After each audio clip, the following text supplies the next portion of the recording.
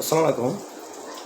আপনারা হয়তো শুনে থাকবেন আজকে একটা সম্ভবত মুম্বাইতে বা কোনো একটা জায়গাতে হবে হয়তো একটা হিন্দু ভাই আমাদের প্রিয় নবী রাসূলুল্লাহ সম্পর্কে একটা বাজে মন্তব্য করেছেন।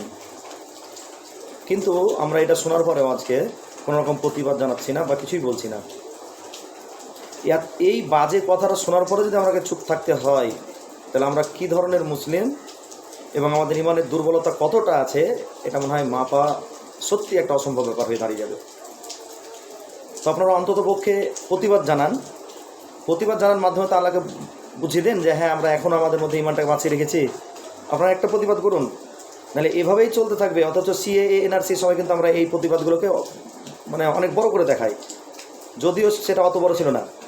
কিন্তু আপনার সবচেয়ে বড় বিষয় যে এটা এখনই প্রতিবাদ করতে হবে। প্রতিবাদ করেন, আপনারা সবাই প্রতিবাদের দিকে হাত তুলুন।